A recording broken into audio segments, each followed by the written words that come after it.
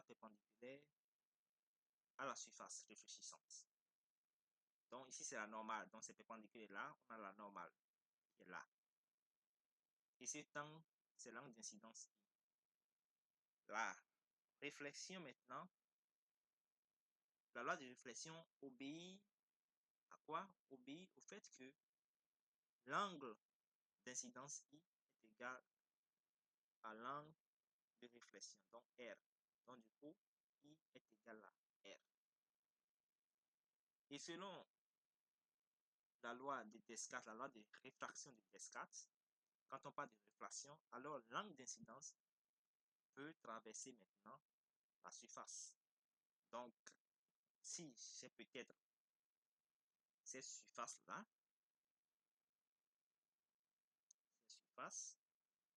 et j'ai peut-être ça comme la normale. Ici, j'ai la normale. Ici, j'ai le rayon incident. Le rayon incident qui vient frapper cette surface-là. Alors, ici, j'aurai quoi? J'aurai l'angle I1. L'angle d'incidence I1. Alors, en principe, s'il n'y a pas de déviation, normalement, ce rayon incident doit traverser de façon rectiligne cette surface-là. Mais cela subit quoi? Cela subit une réfraction. Une réfraction. Donc, il y a une déviation ici. Et cela se rapproche de la normale.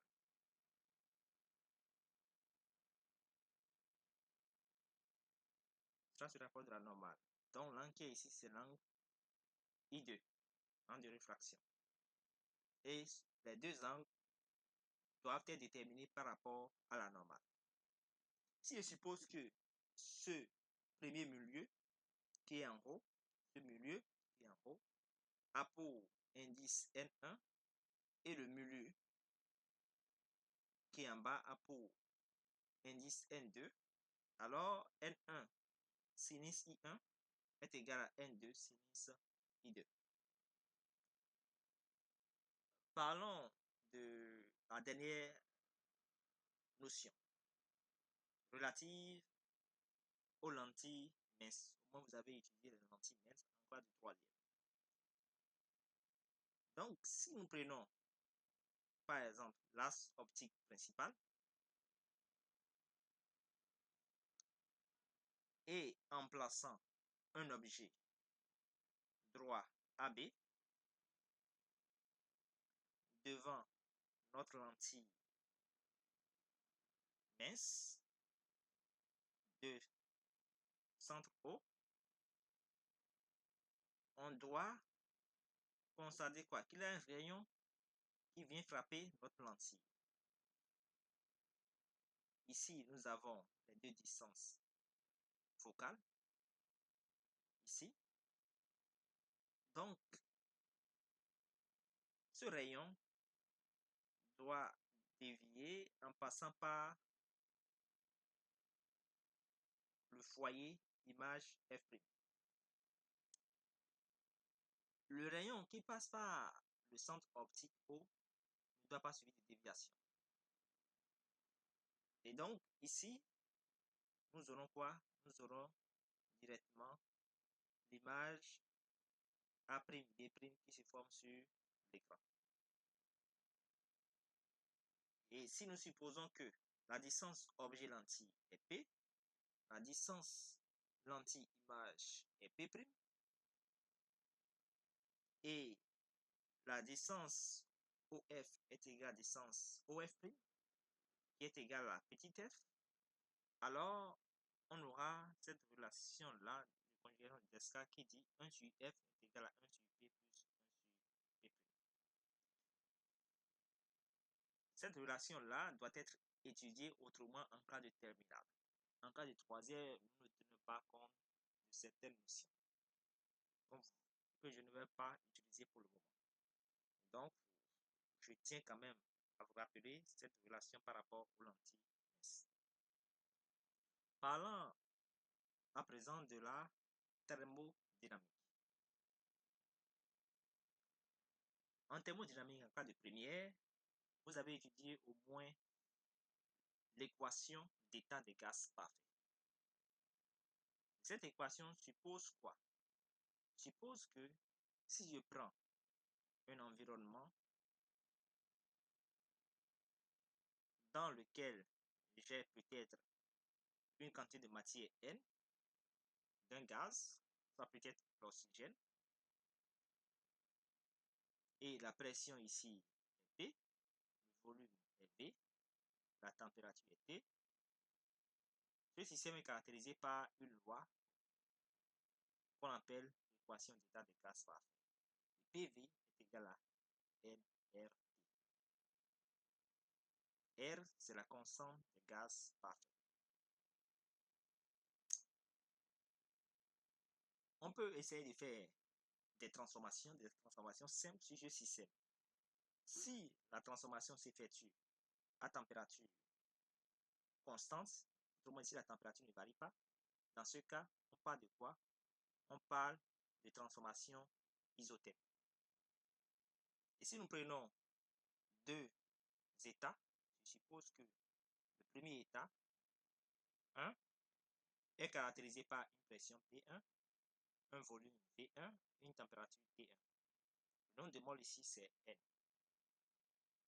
Je ramène cet état-là à un état 2 en modifiant peut-être les autres paramètres, mais je ne vais pas modifier peut-être la température. Donc, je ramène le même système dans un deuxième état, mais on aura toujours P1, on aura quoi? On aura V1, la température c'est toujours T1 et le nombre de moles est N. Donc, du coup, quand je prends cette relation-là pour le premier état, j'aurai P1, V1 est égal à NR T1. Et ici, j'aurai P2, V2 qui va donner